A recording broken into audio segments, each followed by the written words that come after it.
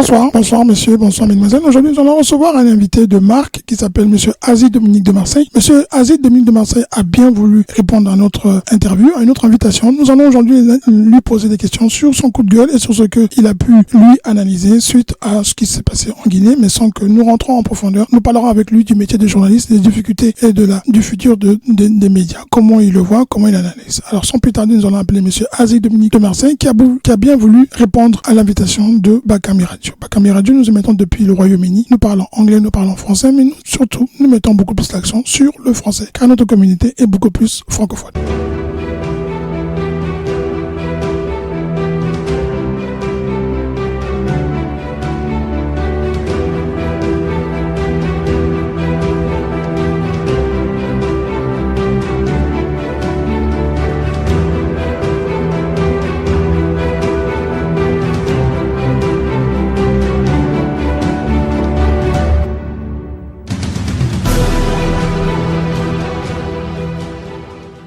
Bonsoir, nous, chers auditeurs et chères auditrices. Nous sommes en compagnie de monsieur Aziz de Marseille qui est à Brazzaville et qui a bien voulu répondre à notre invitation. Nous le remercions. Nous remercions pour sa disponibilité et pour avoir accepté cette invitation. Monsieur Aziz Dominique de Marseille, bonsoir. Vous êtes en compagnie de monsieur Kayu Sebelebe. Oui, bonsoir monsieur Kayu Sebelebe. Vous m'interrogez sur quelle chaîne? Comment on appelle votre média? Mon média s'appelle Radio Bakambi Radio. C'est une radio qui est émise depuis le Royaume-Uni. Ah d'accord. Moi je vous appelais parce que j'ai entendu que vous avez poussé un coup de gueule sur les médias, sur les réseaux sociaux. Et donc si je vous appelais, c'est un peu, non pas pour polémiquer, c'est pas le but, mais c'était pour essayer de comprendre et de vous poser 2 ou 3 questions, tout en essayant d'aborder aujourd'hui le métier de média avec aujourd'hui, après la pandémie, la digitalisation, comment ça se passe au Congo. Vous qui êtes un ancien journaliste, comment vous voyez le futur des médias, non seulement au Congo et en Afrique, mais dans le monde. Alors première question, monsieur Aziz Dominique de Marseille, qu'est-ce qui vous a poussé à faire ce coup de gueule un peu... Allô? Oui, là, je vous pose oui. Je vous ai écouté. Bon, écoutez, déjà, je vais vous dire que je suis membre du Conseil supérieur de la liberté de communication. Oui. Et à ce titre, nous avons l'obligation de veiller sur la bonne communication qu'on sert aux Congolais. Dans le cas du Congo, le législateur a mis en place une loi qui crée le Conseil supérieur de la liberté de communication. Oui. Donc, la communication dans son entièreté, qu'elle soit sur les médias, qu'elle soit sur les pancartes, qu'elle soit sur les banderoles, toute la communication publique au Congo est gérée par le Conseil. Donc nous veillons sur la bonne communication. Et nous constatons qu'il y a des médias et qui dérapent, qui ne restent pas dans le droit chemin du métier qu'ils ont appris, et nous sommes obligés de recadrer, et c'est là même notre rôle. Mais je veux préciser que ce jour-là, je n'intervenais pas en tant que haut conseiller, j'intervenais en tant que citoyen, et je n'avais pas engagé le Conseil. Il s'agissait de quoi? Il s'agissait de coup d'État en Guinée, que tous les médias en ont parlé, mais Télé Congo, qui est la chaîne nationale, payée par le contribuable et qui sert les intérêts de la nation, n'a pas pu parler de ce coup d'État. Et c'est là où j'ai compris qu'ils avaient fauté, parce que le silence pose un problème, c'est le non-respect du droit de l'information et du droit à l'information. C'était ça le sujet. D'accord. Alors vous êtes à Brazzaville et moi je suis donc, comme vous le savez, un peu à l'étranger, mais vous avez vécu à l'étranger et vous venez souvent. Les médias que nous représentons un peu, mais nous sommes beaucoup plus, je dirais, en ce qui me concerne, on débute dans le métier, on découvre le métier. Et en même temps, il y a ce qu'on appelle les non-dits ou les supposés non-dits des Congolais. Pensez-vous, en tant qu'ancien, expérimenté, pas ancien, mais quelqu'un qui a l'expérience, que ce que j'ai compris, c'est que est-ce que les journalistes ont pas voulu faire leur métier, ou ils ont cru comprendre que ça serait pas bien de pouvoir aborder ce sujet? Bon, quand vous avez appris la médecine, vous pas bien d'opérer tel malade après avoir fait le diagnostic. Vous posez un diagnostic, si c'est une chirurgie à faire, vous la faites. Vous ne pouvez pas dire non, je le ferai pas parce que. Vous n'allez pas dire à un enseignant de ne pas bien enseigner parce que. À un agriculteur de ne pas bien faire son travail parce que. À un comptable de ne pas faire sa comptabilité parce que. Aucune influence diplomatique ou politique ne peut s'ingérer dans la pratique de la profession. Dans tous les cas, toutes les politiques ou les diplomaties au monde ne peuvent pas contredire la science. Le journalisme est un métier scientifique appris à l'école qui est sanctionné par des diplômes, ce métier quand on l'apprend. Donc c'est une science. Et je ne connais pas un pays au monde ou des leaders politiques au monde qui peuvent se mettre comme ça à biaiser la science. Donc ne pas dire l'actualité, ne pas donner l'information, les faits, c'est le journaliste qui a tort parce qu'il a biaisé exercer son métier. Mais vous savez, on dit l'information est sacrée, le commentaire est libre. C'est parce que l'information est sacrée qu'on ne peut pas, on peut ne pas le dire non. Si vous dites qu'il y a eu coup d'État en Guinée, là, Alpha Condé a été déposé par un colonel qui a pris le pouvoir, vous n'avez donné que les faits, pas le commentaire. Ces faits-là, même de Saint-Pierre ne peut pas ne pas les écouter. Vous avez beau être le meilleur ami du Congo, l'équipe des Diables Rouges a été battue 4-2 par la RDC, c'est les faits, vous les donnez. Même si ça doit déplaire au chef de l'État, vous les donnez parce que c'est sacré. Vous ne pouvez pas modifier. Dites, on peut dire, bon, écoutez, c'est pas nous qui avions été battus. Non. Voilà pourquoi les faits sont sacrés, le commentaire est libre. Vous pouvez dire, écoutez, vous pouvez justifier le coup d'État. Mais donner les faits, ça ne porte en torse à personne, ni à la diplomatie, ni à la politique. Parce que ça se passe en Guinée, tous les médias en parlaient. Ça ressemble qui cache le soleil avec la main. C'est pas possible. D'accord. Je vais vous poser une question, mais je suis sûr que vous aurez la réponse. Au Congo, il y a quand même, d'après beaucoup de gens, vous n'êtes pas n'importe qui, vous êtes quelqu'un qui est très connu. Vous-même, vous êtes passé aussi par des moments difficiles avec les autorités, mais vous avez tenu bon et vous avez su imposer votre style. Est-ce que la jeunesse, pour ceux que nous voyons un peu à la télévision, n'est pas aussi ce qui fait défaut? Est-ce qu'on ne voit plus tellement les grands journalistes comme Jean-Claude Kakou? Vous-même, vous n'êtes plus vraiment à la télévision. Est-ce que ce n'est pas ça aussi? Il y a un manque d'expérience plutôt. Je disais, est-ce que ce n'est pas un manque d'expérience de la part de ces journalistes? Non, je ne peux pas mettre ça sur le fait de l'expérience. Le métier, quand on l'a appris, on l'applique. Vous n'avez pas dit que tout ce qui commence que comme ça, non. Nous, on a commencé par là. Est-ce que donner l'information a besoin d'une certaine expérience? Vous avez été à l'université, on vous enseigne les B à bas du métier. Si des 5 questions de référence, qu'on appelle les questions de Cantilien, vous formez l'actualité. Et si vous dites qu'il n'y a pas d'expérience, mais vous êtes sorti de l'université avec quand même un diplôme, vous avez appris le métier.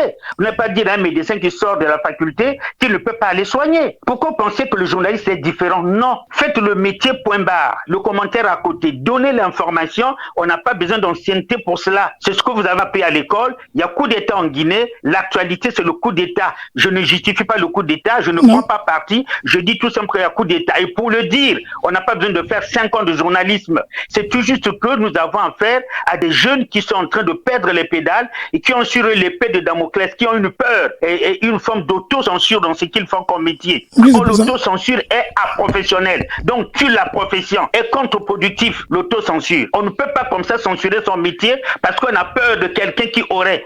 On ne peut pas me dire que dans cette affaire, le ministre de la Communication, le chef de l'État aurait donné des injonctions. Non. Les journalistes au Congo portent une peur sur leur tête ou dans leur tête sans que cette peur-là ne soit manifestée par des actes qu'ils ont posés. Moi, j'ai été en prison pendant le règne de Lissouba. Mais ça n'a pas empêché de dire je continue à faire le métier. C'est comme un soldat qui tombe et il se blesse, il reprend son arme, il continue. Pourquoi pensez-vous qu'on va faire un métier comme ça sans qu'il y ait des écueils, sans qu'il y ait des conséquences négatives? Mais il faut se relever, continuer. Dans tout métier, il y a des problèmes. Est-ce que c'est pour cela qu'on va éviter de continuer à travailler? Le médecin qui peut avoir un mort dans ses bras pour avoir fait une faute professionnelle ou pas, va pas arrêter de soigner. Le soldat qui va au front, qui reçoit une balle au pied, va pas arrêter de continuer son métier. N'importe qui est un enseignant qui a 50 élèves dans une classe, qui fait le baccalauréat, qui n'a eu que 2 admis, mais qui ne va pas arrêter son métier pour travailler. Donc vous n'allez pas donner aux journalistes cette espèce de blanc-seing qui montre qu'eux, ils ne sont pas capables de rebondir quand ils sont devant des difficultés. Et encore laquelle difficulté? Oui, mais monsieur Azid de Marseille, il y a à peu près 1 an ou 2 ans, on a vu un journaliste, nous, on est à l'extérieur, on n'a pas vraiment les informations parce qu'on a du mal à pouvoir avoir les autorités à la source quand ils ont tellement, eux-mêmes aussi, n'aiment pas trop venir donner des informations. Mais il y avait un journaliste, on l'a vu avec le ministre Mongala, qui avait apparemment posé une question qui n'a pas plu au ministre et il avait été sanctionné. Est-ce que ça ne fait pas, comment on peut dire, jurisprudence pour les autres qui se disent? Oui, mais ça peut faire jurisprudence pour les autres de dire n'acceptons pas ça. La jurisprudence peut être positive, mais pas tout négative. On ne peut pas dire jurisprudence ayant peur. On peut dire jurisprudence parce que la sanction infligée à M. Rossi Lotuna par le ministre Mongala ou bien par la direction de la télévision est une sanction qui n'est pas légale. La preuve en est que le conseil est monté au Canada a dit la suspension de Rossi Lotuna n'est pas légale. Il faut le réinstaller dans son métier. Il n'a pas été réinstallé jusqu'à présent. Non, il a été réinstallé, mais comme il est membre de la structure des droits de l'homme, c'est-à-dire une structure qui parle des droits de l'homme qui est au pays en dehors du Conseil. Oui. Et une structure, excusez-moi, sur le champ, je n'ai pas... Non, c'est on comprend. Il a préféré repartir à sa structure que de revenir à la télévision, le temps de laisser passer l'orage. D'accord. Il a été réhabilité par l'institution, mais comme il est membre de l'institution des droits de l'homme, il est parmi ceux qui ont été nommés par le chef d'État, il est parti là-bas et il en ce moment précis, il travaille là-bas puisqu'il était choisi parmi les Congolais qui gèrent cette structure des droits de l'homme.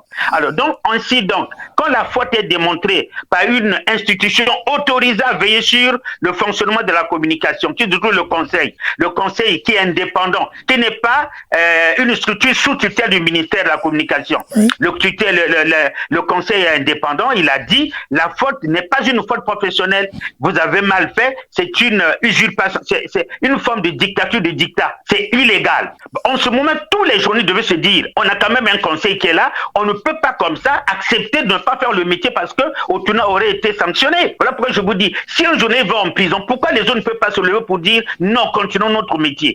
C'est grave parce que votre métier de journaliste n'est pas un métier aisé. Vous devez affronter les hommes parce que vous parlez de la vie des hommes et les hommes qui font la politique n'aiment pas qu'on parle de leur vie. C'est votre métier, vous avez prêté serment. N'attendez pas qu'on vous serve d'indépendance sur un plateau en argent. Non, battez-vous, c'est la bagarre de tous les jours. Quand l'un tombe, l'autre se lève. On ne peut pas dire, bon écoutez, on avait vu un journaliste suspendu, donc les autres ont peur. Bon finalement, dans notre pays, tous les journalistes ont peur. Vous connaissez un journaliste dans un pays évolué qui a peur? Non.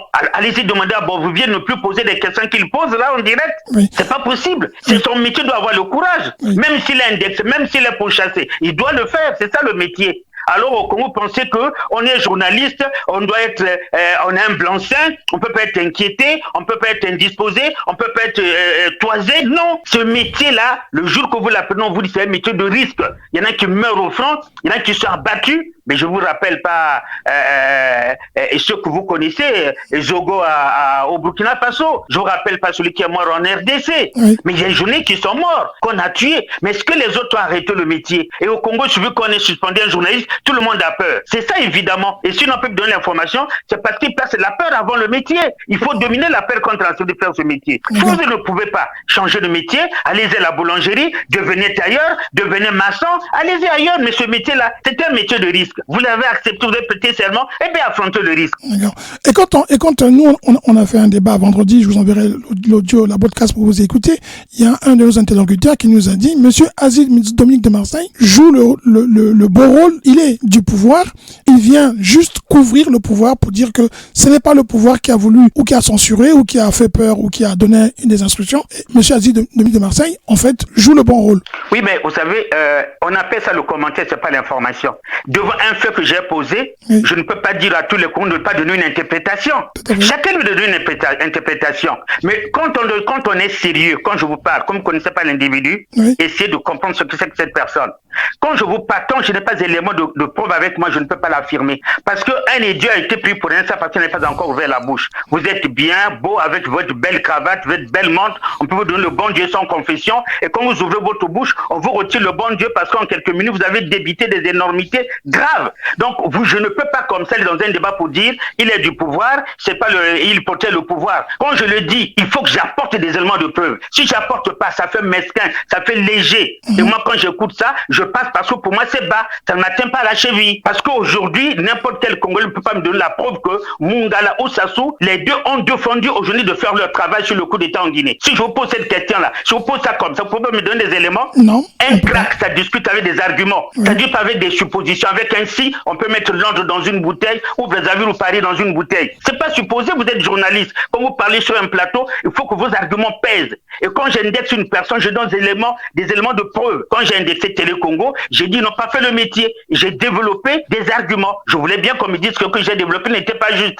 Non. Est-ce qu'il peut me démontrer que le ministre Mungala ou ça sont empêchés de faire leur métier? Non. Il ne faut pas que tous les jours nous cachons derrière le chef de l'État pour dire c'est lui qui nous a empêchés, que nous cachons derrière le ministre de la Communication. Non. Faites votre métier, on va voir comment vous serez sanctionné. On dira voilà la deuxième fois, un tel, le ministre a fauté. La première fois où un tel, le président a fauté. Bon, vous allez comme ça avoir une peur de faire votre métier, ben on va nous sanctionner. Mais quand celui qui le dit dans ce cas, dites aux journalistes qu'on ne peut plus travailler. Au lieu de nous servir la salade, servez-nous la bonne information. Et comme ils ne peuvent pas la servir, ils sont embrigadés par le président de la République et le ministre, mais dans ce cas qu'ils ferment leurs médias.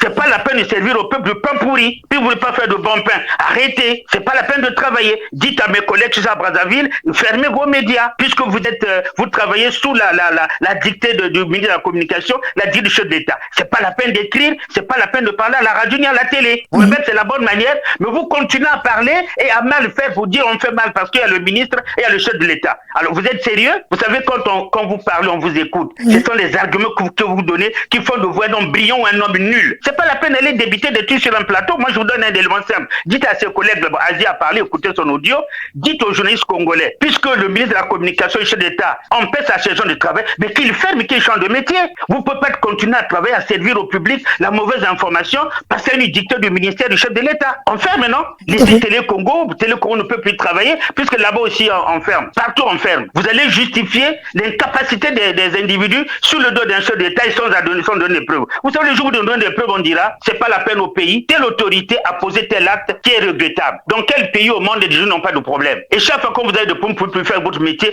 parce qu'on peut sur le cas Otuna. Le cas Otuna revient 10 000 fois. Mais ces cas-là, on les multiplie par 1 million dans plusieurs pays. Peut-être j'exagère, par des centaines dans plusieurs pays. Il y en a même qui sont abattus à bout portant. Alors est-ce qu'on arrive de faire une journée dans ces pays-là? Vous allez me dire ça? Voilà ce qu'on appelle les arguments du débat. Allons-y. D'accord. Alors moi j'ai bien compris. On peut aussi dire dans l'autre sens que en faisant votre votre coup de colère ou cette remarque, on peut aussi dire que vous vous mettez aussi quelque part en porte-à-faux avec les autres autorités qui peuvent dire mais pourquoi ils parlent comme ça? Moi j'ai une question à vous poser. Quand on vous écoute, on a le sentiment que pour nous qui sommes à l'étranger, les journalistes au Congo ont une certaine liberté dont eux-mêmes ils ne l'exploitent pas. Exactement. Je vous dis exactement pourquoi. Le jour où j'ai fait libre expression à la télévision congolaise, depuis mon départ, il n'y a plus une émission comme ça qui peut mettre le pouvoir comme l'opposition mal. Ça n'existe plus. Écoutez, monsieur, je vous dis une chose. Oui. Je vous ai dit, avec un si, on peut mettre Londres dans une bouteille. Si, avec un si, on peut mettre Paris dans une bouteille. Évitez de dire si. Posez des actes qui sont répréhensibles et on va voir comment est-ce que ces actes ont été répréhensibles. Vous n'allez pas me dire si. Je vais vous donner moi des exemples. Il y a tel exemple. Ça, c'est le chef de l'État. Voilà les éléments. Ça, c'est le ministre. Voilà les éléments. Mais un journaliste, ça ne s'arrête pas sur des simples allégations, des simples commentaires. Soyez objectif, mon frère. Vous allez arrêter un métier parce qu'on vous dit. Je veux je peux te tutoyer. Oui, bien sûr. Je peux te dire, écoutez, comme M. Azi le dit, il vous met aussi devant votre responsabilité. Les journalistes ont été arrêtés parce qu'ils auraient fait légalement leur travail. S'ils sont arrêtés, on va démontrer ceux qui ont arrêté en tort. Je vous ai pris le cas Otuna. Otuna l'arrestation, non, la suspension d'Otuna est une suspension arbitraire. C'est pas normal. Je vous dis, ça existe dans plusieurs pays. Est-ce que ces pays ont refusé de travailler? Est-ce que ces pays n'ont pas leur liberté? Mais pourquoi pensez que le cas du Congo est exceptionnel? Non, mais on a vu en France que PPDA aussi, c'est plein qu'on l'a viré. Oui. En RDC, on met encore des gens en prison, non? Des gens qui, quand ils commettent la faute professionnelle, on les met en prison. Au Cameroun, on met en prison. Au Gabon, on met en prison. Au Congo, on ne met pas en prison quand vous commettez une faute professionnelle. J'ai dit, mais on ne met pas. La loi au Congo a dépénalisé les délits d'opinion, les délits de presse. Quand vous avez commis une faute professionnelle dans le métier journaliste, vous pouvez payer des amendes, mais vous ne pouvez plus être incarcéré. Mais pour les amis de la RDC, du Gabon, du Cameroun, du Tchad, de la Centrafrique, pour eux, le Congo a fait un bond extraordinairement en avant. C'est pas possible. C'est parmi les pays africains, l'un des premiers pays africains qui a voté une loi qui dépénalise des délits d'opinion. Si un journaliste aujourd'hui en prison, il parle en prison pour des délits qui ne sont pas des délits de presse. Ne confondez pas. C'est parce que vous êtes journaliste, que vous avez frappé quelqu'un dans la rue, que vous n'allez pas en prison. Ah non, c'est pas ça. Faut pas que vous preniez votre métier comme nous couverture que vous demandez tous les faits. On vous dit bien délit de presse. Mais tous pour des actes en dehors du délit de presse, mais vous allez en prison. Ne confondez pas. Il y en a qui pensent que je m'a mis en prison. Oui, mais qu'est-ce qui t'amène en prison? C'est pas un délit de presse. Tu as posé un délit qui n'a rien à voir avec la presse ou un crime, ben où on t'amène en prison. Et maintenant tu peux monter l'échafaud de ton métier de journaliste. Non, c'est tout. D'accord. Pour vous aujourd'hui, encore deux ou trois questions. Pour vous aujourd'hui, le métier de journaliste, le métier des médias au Congo, les jeunes qui veulent le faire, vous leur direz, allez-y, n'ayez pas peur, faites votre métier. Je vous dis sincèrement, je le répète et je précise, je crois qu'on va s'arrêter là. Oui. Dans aucun pays au monde, la liberté ne se sert sur un plateau nord. Écoutez, en Afrique du Sud, les Noirs ont donné leur poitrine pour avoir droit de vote, non? Oui. Dans certains pays, les femmes ont donné leur poitrine pour avoir le droit de vote. Oui. Il y a certains pays où on empêche à la femme de conduire. Vous savez comment ils se battent pour ça? Attends, pourquoi voulez-vous qu'au Congo, tout soit servi comme ça, tout bonnement comme si le bon Dieu vous tombait du ciel? Mais essayez de vous battre, mon Dieu. Oui. Je vous ai dit, c'est pas un métier sans risque. Oui. Puisque vous parlez de la vie des hommes, mais battez-vous. Une seule fois que je sois incarcéré, je vous ai dit, prenez mon exemple, j'ai fait quand même 2 emprisonnements fermes au Congo. Un emprisonnement de 2 mois et l'autre emprisonnement de 6 mois. Écoute, moi, quand je suis sorti de là, on vous a dit qu'à la télévision là-bas, je ne parle plus. Il y en a qui disent, il parle parce que c'est son pouvoir, il peut même les insulter, il peut même l'invectiver sans qu'on le mette en prison. C'est comme ça qu'on parle de moi. Il dit pas parce qu'il est du pouvoir, on ne peut pas l'arrêter. Bon, maintenant, celui qui dit ça, est-ce qu'il essaie de parler comme ça, comme moi, on est venu le chercher parce que, voilà, il a dit, j'ai toujours dit, donnez-moi à la télévision congolaise un journaliste qui a bien fait son boulot, il était arrêté et personne n'a parlé. Je vous ai dit l'unique cas d'Otuna arrêté, le conseil a parlé, vous avez eu tort. Et nous sommes passés à la télévision, on a montré au ministère et à la télévision que vous n'avez pas été professionnel, que c'est de la dictature, c'est pas le métier. Vous avez déjà vu ça avant? Non. C'est la première fois au Congo qu'une institution combat une autre institution pour avoir mal fait le boulot. Alors ça devrait quand même faire jurisprudence positive pour les journalistes, c'est-à-dire, et devrait dire, on a quand même une institution qui parle, allons-y au boulot, allons-y au front, au lieu de reculer. Parce que dans certains pays, c'est pire que ça, qui sont tués. Quand on tue Zongo en Centrafrique, et l'autre au Burkina Faso, mais c'est pas au Tuna qu'on a d'abord suspendu. Quand on tue en RDC, chez Beya, vous imaginez ce que ça veut dire? Bon, si chez nous on était venu à tuer quelqu'un, on serait quoi? Mais ailleurs, c'est pire que le Congo. Est-ce qu'en RDC, ils font pas le métier, mais ils font mieux le métier qu'au Congo, avec un cadavre qui fait jaser la RDC? Chez Beya, vous ne connaissez pas le dossier chez Beya? C'est grave. Vous connaissez pas le dossier Zongo? On vous a dit les journalistes burkinabés pour avoir un journaliste tué, ils ont refusé de faire leur métier. Mais franchement, pourquoi au Congo, le fait qu'Otuna ait été suspendu, réhabilité par le conseil, pour vous c'est fini, on va arrêter de faire le métier. Attends, moi je comprends pas. Pour ce moment-là, est-ce que tu penses pas que ce que je te dis est crédible? On fait comment? Non, tout à fait. Vous voulez avoir un métier où personne n'est indexé? Mais il n'y a pas un métier où... dans quel pays? Il n'y a pas un métier où on ne sera pas indexé par son patron, on sera toujours... Donc si un bon matin, un médecin a commis un acte, il est mis en prison, tous les médecins disent, écoutez, nous on arrête d'opérer. Non. Mais prenez votre métier comme un autre métier dans la société. Vous pensez que le journaliste au Congo, c'est un super métier qui n'est pas comparé aux autres. C'est pas possible. Dans chaque métier, il y a des problèmes. Oui. Il y en a qui peuvent aller en prison à tort ou à raison. Il y en a qui peuvent être réhabilités. Mais pourquoi ce cas, quand c'est dans la presse, attendez, les gens ont peur de travailler. Voilà pourquoi je te dis, c'est une peur qui est en eux, mais il faut d'abord que nous allions au devant de la scène. Il faut poser des actes comme Otuna l'a posé. Otuna était suspendu, le conseil est passé à la télé, je dis bien à la télé, on a fait des émissions. J'étais sur le plateau, on a monté au ministre qui n'avait pas raison, on a monté à la direction générale de la télévision qui n'avait pas raison. Alors vous voyez une institution d'État qui condamne notre institution d'État. Mais c'est quand même une nouveauté au Congo, non? Tout à fait. Mais on devait prendre ça comme une jurisprudence positive en ce moment-là. Oui. Allons-y toujours parce qu'il y a le conseil qui est là. Alors comment? Oui. C'est pas suffisant là? Si, vous avez donné une bonne information parce que l'information qui permet de savoir que le journaliste a été réhabilité dans ses fonctions, mais lui, il a préféré... Oui, il était réhabilité. Ça, on ne savait pas. Il est au droit de l'homme. Oui, ça, on savait pas. Il est là-bas, il a dit, quand on l'a vu, il a dit, non, grand frère, ça a tellement fait du jaser, je préfère ne pas créer d'autres problèmes. Parce que pour certains, voir autant le lendemain à la télévision, c'est comme si on a défié certaines autorités. Et comme il était membre de l'institution des droits de l'homme, il a préféré repartir là-bas. Et quand son mandat finira là-bas, il reste journaliste. C'est de la sagesse. C'est qu'un autre viendra le remettre sur le plat, voilà. C'est de la sagesse. C'est pas qu'il est à la maison, il n'est pas à la maison, il travaille, mais il est membre d'une institution. D'accord, c'est de la sagesse. Monsieur Azid de Marseille, pour terminer, le métier de journaliste, vous l'aimez vraiment profondément. La pandémie est arrivée. Bien sûr. Aujourd'hui, pour vous, les journalistes doivent aller tous désormais où ils peuvent encore écrire sur les papiers ou ça sera maintenant tout sur Internet?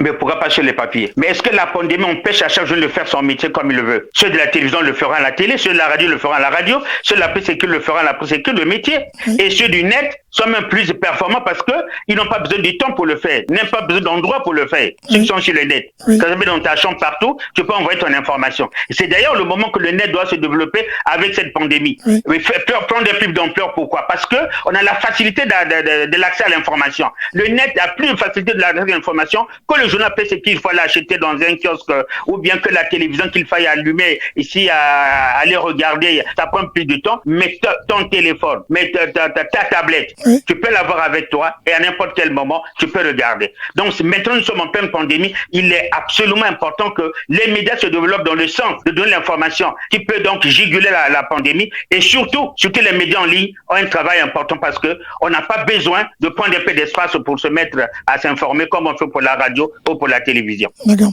Vous voyez comment le rôle de la diaspora, les médias de la diaspora, comment vous le voyez? Je trouve les médias de la diaspora sont formidables parce qu'eux au moins ils nous amènent une information beaucoup contradictoire. Là-dedans, on peut avoir un petit grain de mensonge comme un grain de vérité.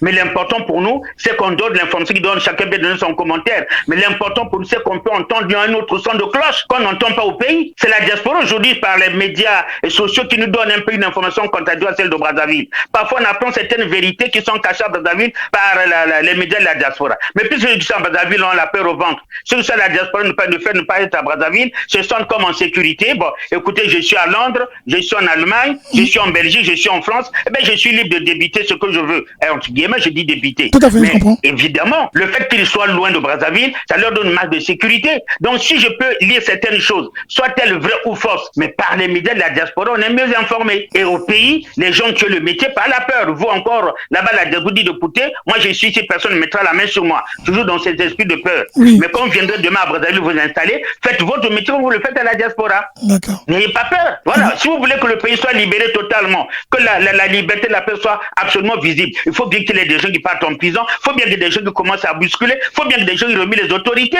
Mais vous allez remuer comme si vous n'avez pas demandé des épreuves. C'est dans les épreuves qu'on dit, ah oui, un tel a fait son métier, ben on a recadré le pouvoir qui avait mal fait. Nous n'avons pas ça, les choses se mettent à crier comme si. Mais c'est bien que ça passe comme ça, que l'histoire de la paix au Congo peut émailler des hauts et des bas. Oui. Ici, on avait plongé, là, on s'est relevé, mais c'est parce qu'on avait plongé ici qu'à partir de cette crise-là, on avait obtenu la liberté totale. Voilà comme ça se fait dans certains pays. Oui. À ce moment-là, on n'est pas parti en prison pour rien. C'est en sortie de là qu'on a compris qu'il faut arrêter. Oui. Alors, s'il n'y avait pas ce acte, on aurait arrêté, non. Donc, il faut que les gens au Congo fassent leur boulot, même s'ils doivent tomber, ils se lèvent. Le jour qu'on pensera que c'est à partir de cette crise-là qu'on a eu la liberté, mais parce qu'il y avait eu crise. Si nous faisons le béni, oui, on se tait totalement, parce qu'on a peur, mais personne ne fera son boulot. On va servir la mauvaise information au public. Alors vous n'allez pas dire aux hommes du pouvoir, écoutez, la presse écrit sur nous, taisons-nous. On nous a dit à la formation, ce métier-là, vous allez regarder la vie privée comme la vie publique des hommes. Donc vous n'êtes pas en sécurité. Vous avez prêté serment, et bien, à vos risques et périls. C'est comme les soldats. On a dit, ok, on s'en va. On aurait pu dire ce jour-là, non, moi je change de métier, il y a trop de risques. Oui. Mais dès lors qu'on le sait, pourquoi au premier petit coup de canon, le soldat fuit? Comment? Au premier petit risque, au tournant, tout le monde fuit.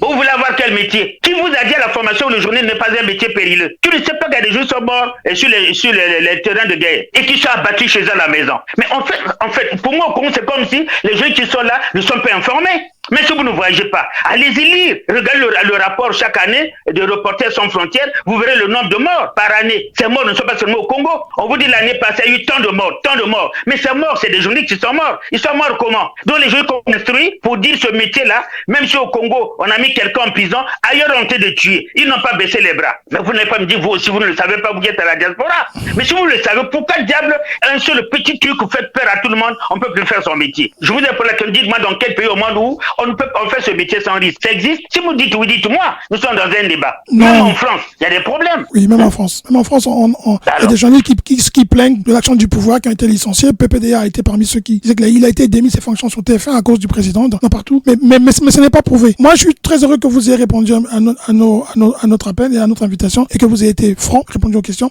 Je vous dirais, monsieur Azid Doumni Marseille, si vous aviez un message à passer aux Congolais, qu'ils soient à l'étranger, qu'ils soient au Congo, ça serait lequel? Non, moi je dis, le dernier message c'est quoi? fois aux confrères qui sont au Congo de faire leur métier sans avoir peur. Chaque fois quand je peux t'entendre, oui, mais parce que lui, il est à côté du pouvoir. Non. Finalement, si vous dites qu'il est à côté du pouvoir, donc vous me voyez honte de dire aux petits qui sont là dans le métier, écoutez, le temps de nous embêter, ne faites pas votre métier. C'est ça le bon conseil? C'est pas possible. Donc je ne peux pas donner ce conseil-là. Même les gens qui ne pas donner ce conseil-là. Sinon aux amis de la diaspora pour dire, vos médias sont encore plus libres parce que vous êtes hors du pays. Mais s'il vous plaît, faites votre pays boulot très bien et donnez-nous surtout la bonne information. Ne confondez pas information et commentaire. L'information, c'est le fait. Donnez les faits et puis ensuite le commentaire peut venir parce que le commentaire, chacun est libre de le donner. Nous ne sommes pas d'accord sur le commentaire, mais on est d'accord sur les faits. Je vous ai déjà démontré que le Congo a été battu par la RDC 4-2. Tout le monde est d'accord, tout le contraire. Mais le commentaire, chacun peut le donner. L'arbitre était corrompu, notre entraîneur n'a pas su entraîner, on avait mal mangé, on avait mal dormi. Ça, c'est le commentaire. Les faits sont sacrés, le commentaire est libre. Si nous restons sur la sacreté des faits, tout le monde fera bien son boulot. C'est ça le problème. Mais l'impression que personne n'a plus ce métier. On ne peut pas l'apprendre et puis se taire comment pour dire, si dit aux autres faites le métier, ah non, il fait comme ça parce qu'il est du pouvoir, n'importe quoi. Donc vous voulez que je vous donne le conseil pour dire, faites mal votre boulot? C'était le meilleur conseil? Voilà ce que je voulais vous dire, mon frère. Merci beaucoup, M. Azid Dominique Marseille. En tout cas, merci pour votre franchise et pour vos conseils, tout en disant que vous avez une expertise que j'espère que vous pourrez partager avec tous ceux qui veulent découvrir ce métier. À très bientôt et merci beaucoup pour cette interview. Merci beaucoup. Au revoir. Au revoir.